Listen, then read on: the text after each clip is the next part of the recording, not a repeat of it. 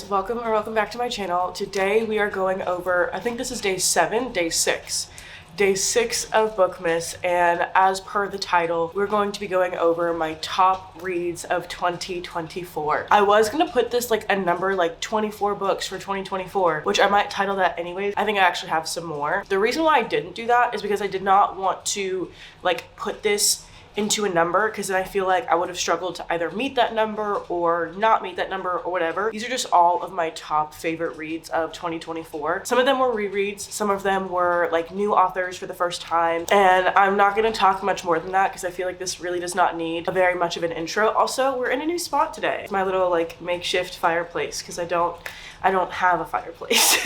I did split this up into sections or genres. So we have like fantasy, we have romance, we have my fluffy, like not serious romance. So I will try to keep these all into genres. So just so that if you're interested in one genre in particular, you can watch all of those together. Hopefully that makes sense. Let's get right into it. Okay, so we're gonna start off with my favorite author of the year. She was my favorite author of last year, but I don't think I filmed anything like this last year. So this will be the first time for this channel. Jessa Hastings, the Magnolia Parks series. I feel like if you've known me for any length of time, you would know that these books had to be on this list. I read Magnolia Parks last year, and then I reread it again this year because I wanted to read the rest of the series.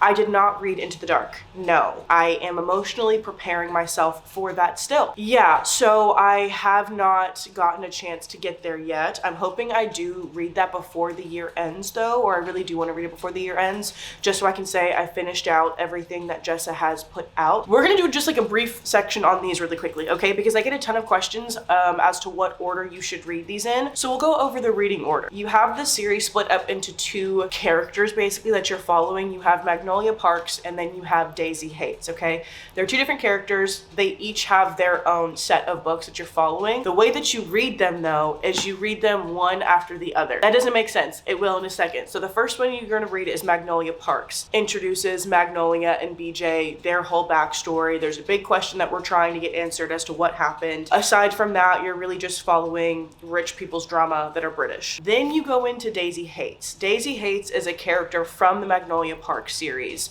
She gets her own book. It's her and her brother and their whole like art crime syndicate family, okay? I don't think I said that right, but you get what I'm saying. They are like illegal art dealers, and so this is kind of like a crime, not necessarily mafia. It doesn't give mafia, but it does give Julian. And if you've read it, you know what I'm talking about. Then from there, you read Magnolia Parks: The Long Way Home. So now we're going back to Magnolia and BJ's timeline. We're following them, getting more from them, getting more tears, more sorrows, blessings, prayers from here. Then you also get Daisy Hates: The Great Undoing. This goes back to Daisy. We're following her crime family, just getting more of that toxic timeline as well. I have heard word that there is a way for you to tandem read these books. I do want to reread them if that's true and do it in a tandem read, so you would read these two books at the same time and then these two books at the same time. I absolutely adore that idea. I would go and watch videos on that because I have no idea how that works or like where you should stop or whatever, but I have heard that is an option, and I could see it working because of the way these books are written. They're written on the same timeline. So these two books happen on the same timeline, whatever. These two books happen at the same timeline. I could see how that would work. Just kind of do what you will. I did not tandem read these, obviously. So take of that what you will. Now into my ratings for all these books. They're all 5 stars, okay? I think I originally rated the Daisy Hates books 4 to 4.5 stars. I would go back and correct that and make them 5 stars because as frequently as I've thought about BJ and Magnolia, I also think about Daisy Hates and Christian and Julian and all of them. So I would bump that up to 5 stars. I absolutely adored these books. The way that I would explain like the toxicity in this relationship is Jessa basically took two very broken people who really want to be together more than anything else, but who are not healthy in and of themselves, so they can't possibly have a healthy relationship. And so it's back and forth. It's going to be back and forth. I'm sure a lot of us who've been in toxic relationships can understand that back and forth. So I'll say for me, when I read Magnolia Parks the first time, I sobbed. It was a cathartic experience. It was the first time that I had read a book that resembled a relationship that I had been in. But more than that, it was the first time that I had read lines that I thought myself, if that makes sense. Like, I was actively reading this book for the first time being like, oh my gosh, I said that exact same thing to myself. And it's toxic and it's horrible, but it feels so good knowing that you're not alone and feeling that like other people go through this. Because obviously, like if I've gone through this, it's an experience that somebody else wrote about. Obviously, I'm not alone in this. And it just felt really good to read about that. The Daisy Hates was kind of like an emotional break for me because I have nothing to do with that. I have no way to relate to that. But this whole series is just perfection, masterpiece. I love it. And the people that hate it, I hear you. I don't understand it, but I hear you, and you're valid in that. It will just be one of my Roman empires. There's nothing that anyone can say to like change that. These next 4 books that I'm going to list off are all books that I read obviously this year. These are all new romance authors for me that I will be reading their entire backlist, anything they've ever written and anything they ever will write, okay? The first one is Beach Read by Emily Henry. I didn't recently read it, I read it over the summer, but I did read Beach Read. I absolutely adored this book to no end, okay? I loved the romance in this book, don't get me wrong. Gus and January will forever be like a Roman empire, much like Magnolia Park. That wasn't the only reason why I loved this book. It follows 2 writers who knew each other from like their school days, and they really like didn't necessarily like each other, but they didn't know a ton about each other. January, our FMC, is in a reading slump. She goes and lives in this house that her dad left her after he passed away. She realized that her next door neighbor is Gus. Creative juices have not been flowing recently. So what they do is they decide to switch genres and they decide to have a bet. Whoever can write a book in the opposite genre, like each other's genre, and get it like published first, they win the bet. So the romance obviously was romancing in this book. It was not super heavy on the spice like at all. I think there was probably like 2 scenes and neither of them were very graphic, which was one thing that I very much appreciated because it's kind of hard now to find romances that aren't like insanely graphic with the spice. There's a time and a place for it, but usually in more like emotional romances for me, that's not what I'm aiming for. So I prefer the spice to be more minimal or on the minimal side, and that definitely hit the mark with this book. But the thing that really did it for me was the familial relationships within this story. January's parents played a huge role in this story, and that for me was what just like hit home, because you grow up thinking that your parents are these superhero, infallible people that don't have any wrongdoings, they don't make mistakes, they're your parents. And so you always think of them as having everything figured out and doing no wrong. Throughout this story, January comes to the realization and comes to this like fully understanding that her parents are living for the first time too. And it's just as difficult for them as it is for her. And they're gonna make mistakes and they're gonna do things wrong. And just like they love you regardless of your mistakes, like that's kind of what you do as well. And so it was such a beautiful story. Like I said, the familial aspects, like even more than the romance, just seeing the character growth between her and her parents. I'm gonna cry thinking about it now. Anything that has to do with like your parental relationships and how that shapes you will get me literally every single time. I love my parents absolutely so much. They are the reason why I am here today. So like anything that reminds me of them or just reminds me of like the growth that I've had with them, and they've like, it's just, it gets me every time. I'm gonna stop talking about it because I will cry though. So moving on. Then we have Annabelle Monaghan's Summer Romance. If you talk about the stickers, you know this, you're a hater, I don't want to hear it. Anyways, this was my first Annabelle Monaghan read, and I absolutely fell in love with this woman through this book. This was the first time that I had read from a main character that was in a very, very different place of life than I was, because usually I'm reading books that are around my age or a little bit younger or just like a little bit older, but they're usually around within like 5 years of my age. This book, it was not that. She's a mom, she's recently divorced, her mother just passed away, so her life, she feels like, is essentially falling apart. She's having to go through this and navigate everything alone. She ends up meeting this guy for the summer, and she's kind of torn between wanting to not be in any kind of relationship because a lot of her relationships have not gone well, and wanting to explore this relationship amongst other things. And it was such a beautiful written story. story. There was no spice in it, which again, I absolutely loved. This was actually one of the books that I thought that there might have been spice going into it. I wasn't necessarily sure. And I didn't realize until after I had finished the book and like thought back on it that there was a spice scene in it. And I absolutely adored that fact. When you can find a book that's like, you're just so into the story that you don't realize like what is or what isn't in there. You're just there and you're just enjoying the ride. It was absolutely perfect. I listened to the audiobook and I was also just so interested in wanting to read it and wanting to enjoy it that I didn't annotate the whole book. I annotated probably the first like 40 pages and then after that I stopped. I do want to go back and reread this and annotate the crap out of it because the writing was so beautiful.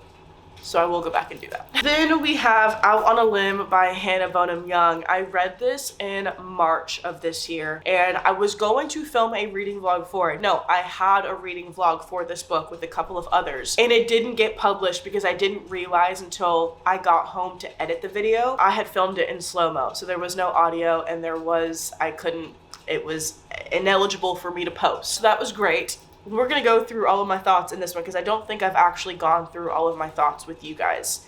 I think I've talked about it on TikTok, but I don't know if I've talked about it on here. This is one of the sweetest romances that I have read. There's a little bit of spice in it. It is a little bit more graphic, so just be aware of that. However, the sweetness of this story made up for all of that for me. We're following two characters, Wynn and Beau, who end up having a one-night stand, and as a result of that one-night stand, they get pregnant. And you're really just following them as Wynn is going through this pregnancy. And somebody talked about this, and it very much made sense as to why I feel like this book felt different whenever we talk about like pregnancy tropes, because I know a lot of people do not like them. However, a lot of times in books, like the pregnancy aspect will get skipped and then you just go right to having the kid. This was not like that at all. You're just going through her pregnancy and as their relationship is kind of growing as a result of now them being tethered together through this child. And it was just so sweet. Beau was such a green flag. He was a nerdy, just a lovable nutball, and I absolutely adored this book. It was a 5 stars. I had so much fun with it. I would absolutely recommend it to anyone and everyone. It also goes by so quickly. Like I feel like I read this book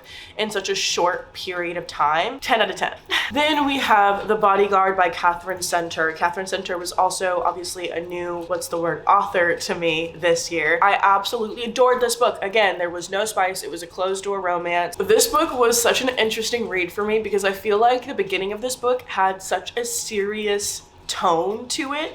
And then as the book started to go on, it started to feel more and more lighthearted, which like if you read this book I feel like you would understand why. We're following Hannah, who is a bodyguard. She's like one of those bodyguards that she doesn't look like she would be a bodyguard, and that's some people hire people for that specific reason so that it looks like, I don't know, she's the publicist or she's the girlfriend or whatever, or she's just kind of like blends into the background, so she gets hired for that purpose. Jack Stapleton, which I talked about this. Jack Stapleton is a action star. I always want to call him Chris Stapleton because Chris Stapleton is a country artist. And so I always feel like he is a country artist in this book, but it's not that.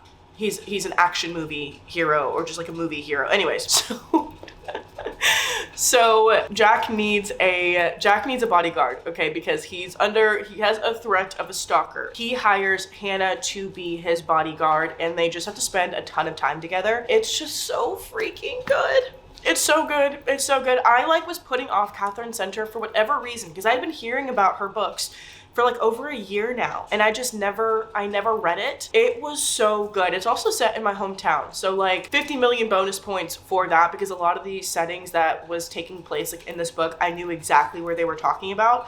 So it's the first time that's ever happened to me, so I loved that so much. Okay, now bumping up into some more like fluffier kind of romances. These aren't necessarily like my feel good.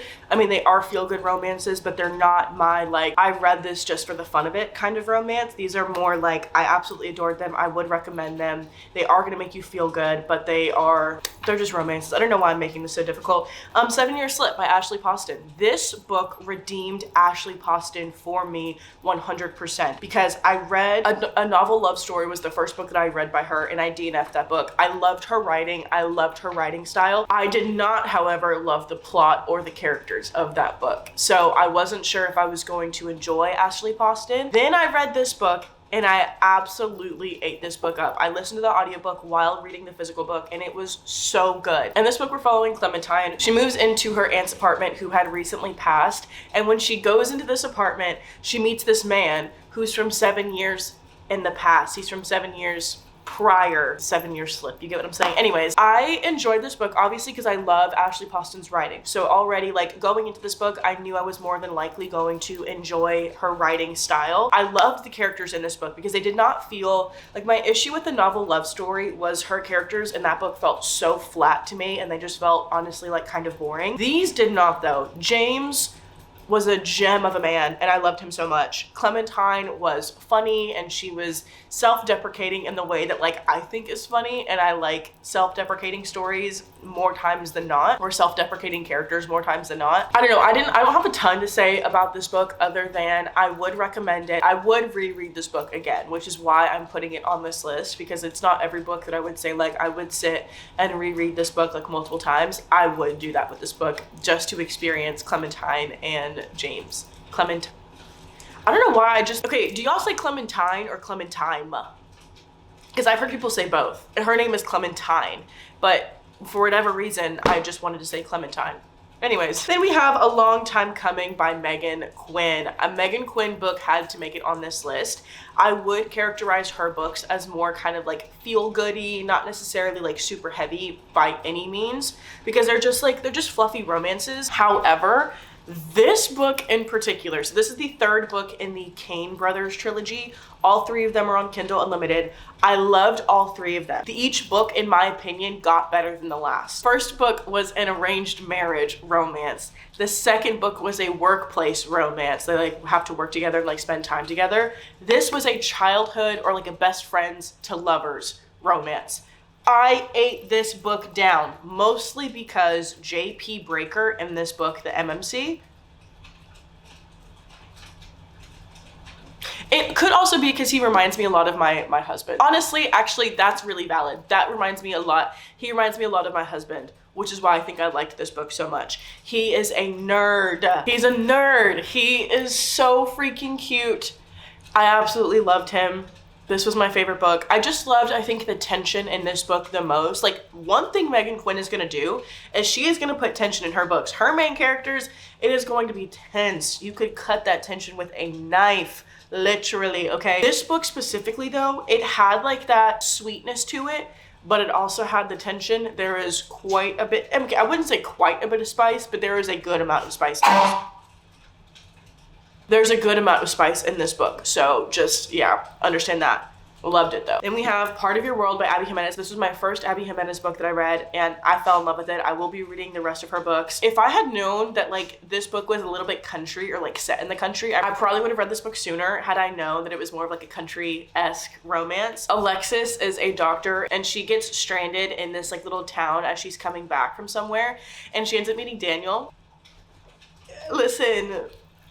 Oh, it's so cute. It was so cute. It was so cute. The thing that I do love about Abby Jimenez's books, though, is one, the writing is so succinct. It was so easy to read. It was hilarious, though. I was literally cackling within the first, like, 20 pages of this book. Like, it was so funny for no reason, and I think that's probably why I loved this book so much, was because, like, there were so many lighthearted moments, and then they did get grounded with some, like, real-life, like, relational moments where it was like, oh, that's too real. Oh, that's too real. But now I'm laughing now, so it's okay. We're gonna kind of like go a little bit quicker now because I didn't realize how long I was talking for, and I have a ton of books to get through, so we're just gonna kind of like speed run the rest of these. Betting on You by Lynn Painter. A Lynn Painter book had to be on this list as well. I freaking love Lynn Painter. If y'all remember at the beginning of this year, I read quite literally everything that she had put out. The only thing that I have not read yet is Nothing Like the Movies, which I'm scared to get into that, but like I want to read it. I'm going to read it. I love this book. This was based off of When Harry Met Sally. Have yet to see that. I will be watching it, don't you worry. It's a YA, young adult, for those that don't know, romance. Bailey and Charlie meet each other on a plane. Bailey does not like him. He is kind of an a-hole to her,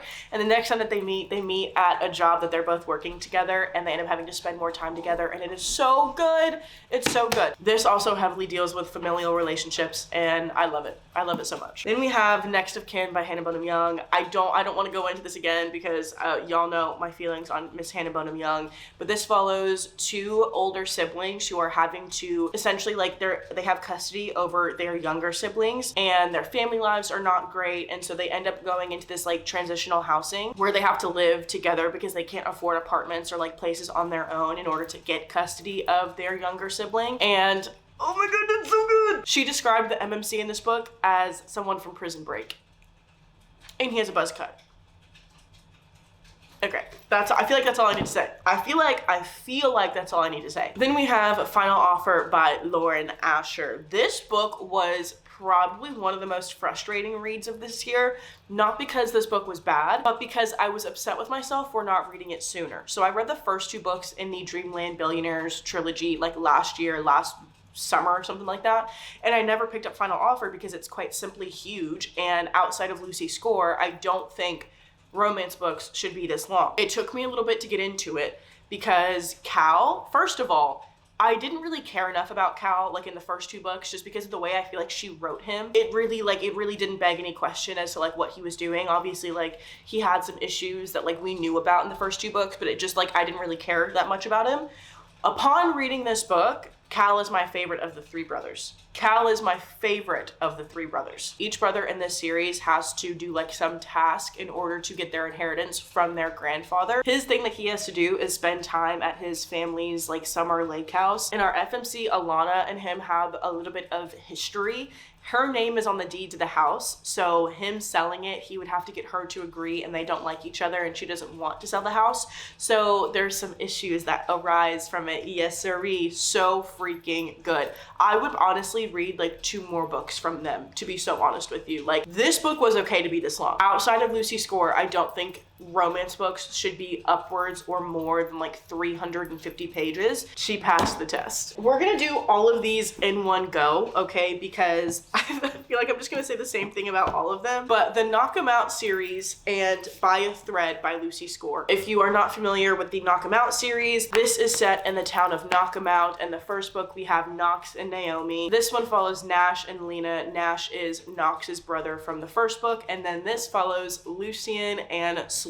This was my favorite book out of the series, okay? Originally, upon reading this trilogy, I read Things You Never Got Over last year, and then I reread it this year. I did not like this book on my first read. Upon my reread, I loved it. That's why it's on this list. Things We Hide from the Light, I think, is people's least favorite because Nash is quite literally like watching paint dry. I loved Nash and Lena because Lena was kind of like this character that brought Nash out of his shell after something like really bad happened to him, and I just loved that. I loved it. It was also kind of like a redemption arc for Nash because I really did not like him in the first book, but I loved him in this book. This was by far my favorite though, because Sloane and Lucian simply are the blueprint. They are childhood like best friends to enemies to lovers, and it's so good. By a Thread follows Dominic and Allie. Dominic works at this like big fashion company. Allie ends up losing her job because of Dominic, and then Dominic's mom hires Allie on. It's so good. Okay, then we're gonna get into some darker romances, okay? I'm not gonna say dark romance because literally every time I talk about dark romance, like, y'all saw the books that I just read, okay? All of these books, relative to the books that I just showed you, they are dark, okay?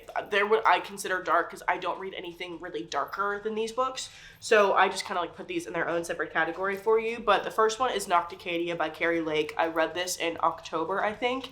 It was so creepy and it was so good. If you loved Gothicana, I think you would love this book even more. I thought I loved Gothicana, and I did whenever I read it. However, Nocticadia to me like did the same thing but better, if that makes sense. It follows this girl who watches her mom get really sick and then die of this like weird illness, and then she ends up studying that illness and like wanting to figure out like what is going on, like what happened to her mother. And she's also like seeing really weird things, and then she ends up getting accepted into this like college of sorts that studies the illness that her mom died of. And so she ends up going and she meets a professor.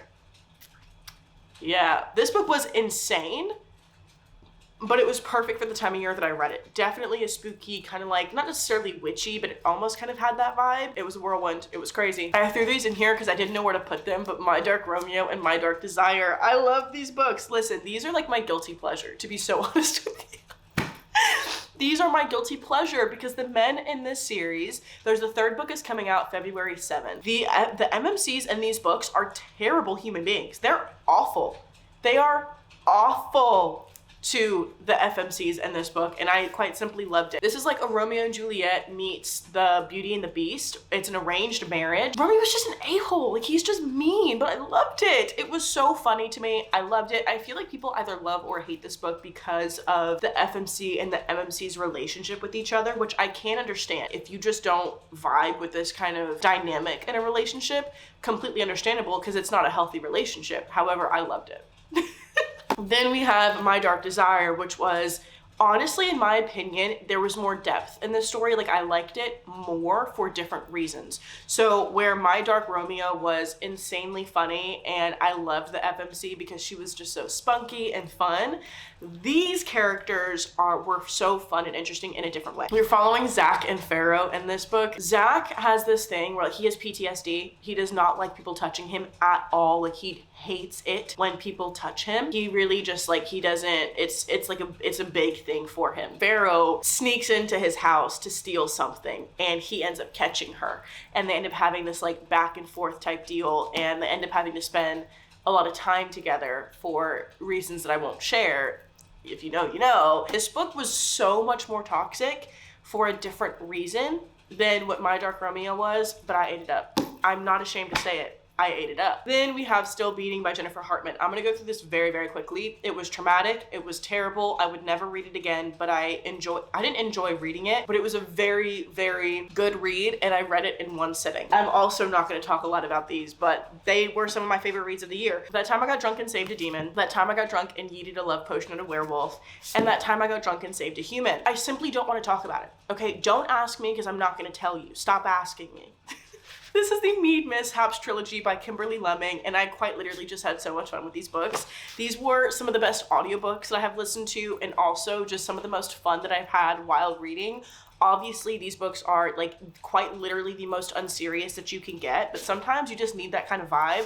I was planning a wedding at the time that I was listening to these, and it just very much helped me get out of my head and like listen to something fun. So if you're needing fun, just bingeable, they're very spicy, so like just understand that. I skipped a good portion of this book, but everything else was like really freaking funny. I loved it. My favorite of the trilogy was probably That Time I Got Drunk and Saved a Human. I just loved these characters the most. It's a dragon.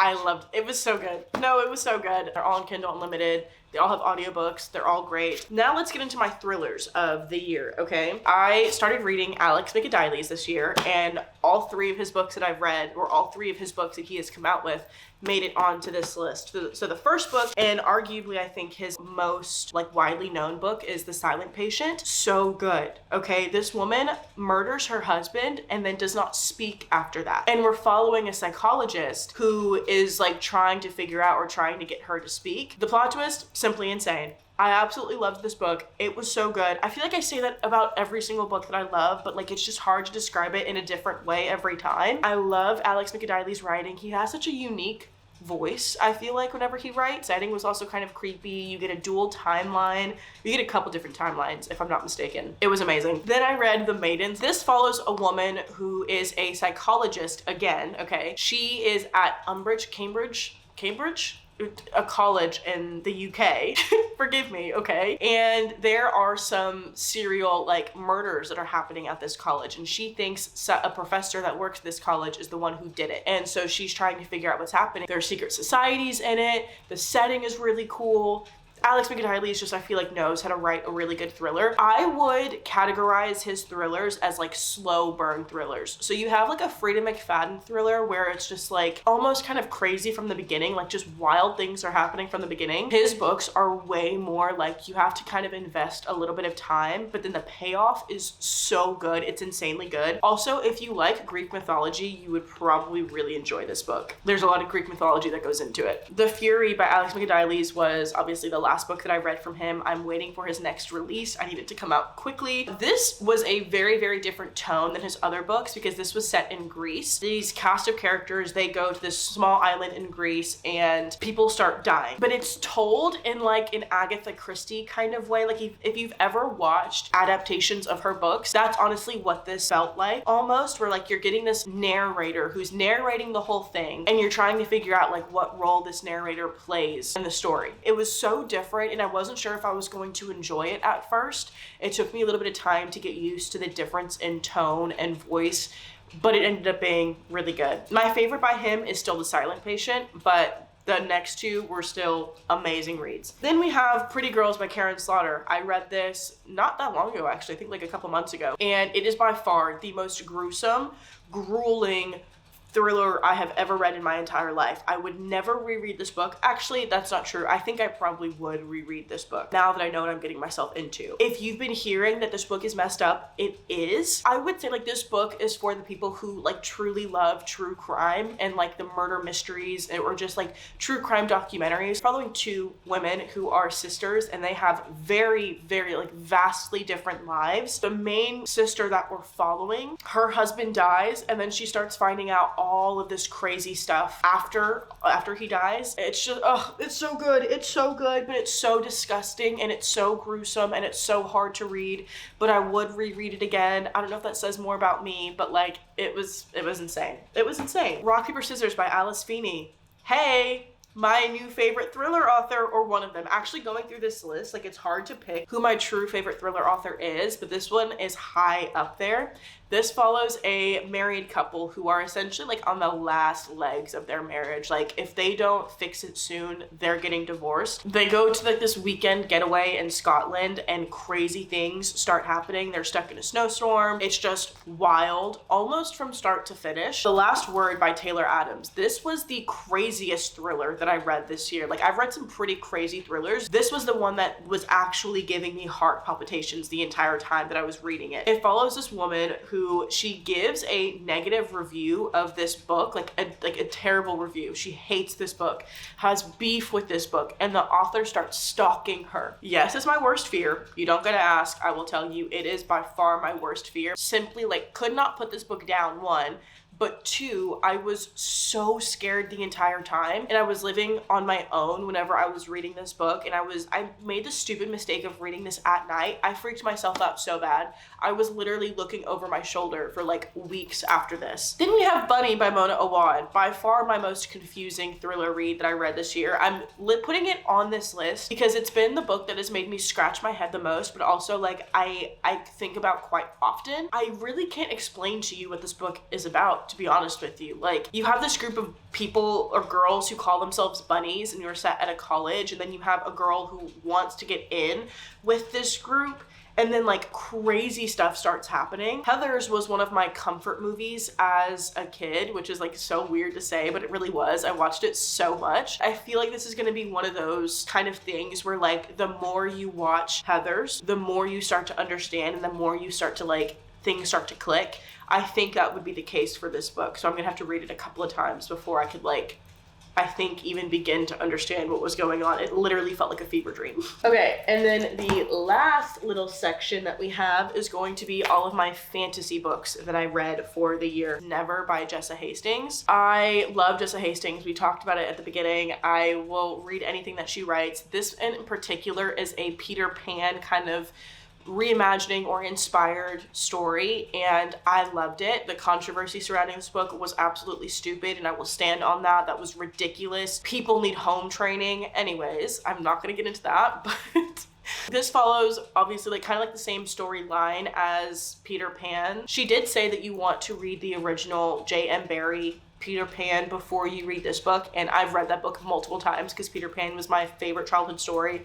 I have a reading vlog for this if you want to know my thoughts and opinions, but simply put, 5 stars. I loved this book. It just very much brought on a nostalgia for Peter Pan that I went back and reread the original Peter Pan after reading this again. This follows the normal cast of characters, but if they were grown up. So like they're all 17, 18. I've said this before and I'll say it again. If you read this book because of me, understand this. First of all, Jessa really only writes toxic people.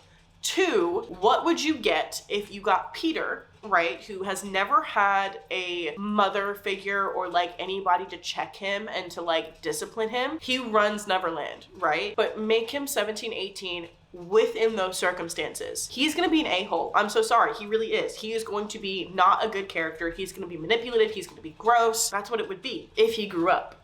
So I'm excited. This is supposed to be a series, and I so hope that this book continues to be a series and that she actually writes the next books, regardless of what people were doing. Then we have Bride by Ali Hazelwood. Listen, I'm not explaining myself, and I don't feel like I should have to, okay? This book was a banger, simply put. Don't at me. This is a vampire werewolf romance. And I don't think I'm gonna say more, actually. I don't think I'm gonna go into it any more in depth than I have. It was really good. Then we have, I wanted to wait until I finished this trilogy, but I'm gonna talk about it anyways. Legendary and Finale by Stephanie Garber. And then I also read the first 2 books in the Once Upon a Broken Heart series. I will be reading A Curse for True Love this week, actually. I'm probably gonna start it after I finish filming this video. Legendary and Finale were amazing. I love this trilogy. It will be a Roman Empire. It was so good. If you have not heard what Caraval is the first book. Caraval follows 2 sisters. There's these games called Caraval that happen every year, and one of the sisters had been writing to the like Caraval master. His name is Legend, and she'd been writing to him to get invites or tickets to this Caraval for every year, and then finally they end up getting these tickets, and so they go to Caraval. These 3 books are just what happens at the first Caraval, and then like as a continuation from there. Once Upon a Broken Heart follows Evangeline and Jax, and Jax is a character that you meet in Caraval, and then these take place like a couple of years after that, I believe, or for a period of time after that. Everybody always asks me, should you read Caraval before you read Once Upon a Broken Heart? It's not necessary if Caraval is not like your main focus. I would absolutely read Caraval. I loved it. I loved that trilogy. I feel like that's an unpopular opinion because everyone says that these books are better. While I love these books, I think I would always enjoy or prefer Donatella and Scarlett's timeline, their story, which is the 2 sisters from Caraval. Take of that what you will. I love these books. I will forever love these books. I am excited to get into A Curse for True Love, but I'm also very much not, because I don't want it to be over. I know that Spectacular also just came out, which is like a little novella for these books, but I have been talking for an hour now, so editing this footage is going to be a fun little time. I hope you guys enjoyed. Hearing me quite literally just yap and yap about books, because this is what I love to do. It's fun. I want to know what your favorite like top reads of 2024 were, because I just love seeing everybody's like wrap-ups and everything like that. I will say I'm planning on filming a separate like all of my 5-star reads from 2024. Not all of these were 5 stars, because I feel like you can have a top read that's not a 5-star. I feel like, I don't know how to explain that. It makes sense in my head. These were just all of like my favorite reads of 2024, but I will have a separate only 5-star video. That is gonna be it for today's video. I hope you guys enjoyed. I hope y'all are enjoying Bookmas. I'm actually really enjoying filming and posting this much. Obviously, we're not doing this all the time, but maybe we'll do like a week of posting where I post for 7 days sometime during the year. I don't know. Aside from that, I hope you guys are having such a good day. We're getting so close to Christmas and it's so crazy. I love you guys so much, and I will see you guys in the next one. If you guys want to see my face on any other place on the internet, go ahead and check all the links in the description. That's where they all are. But other than that, I will see y'all tomorrow in the next one. Bye-bye.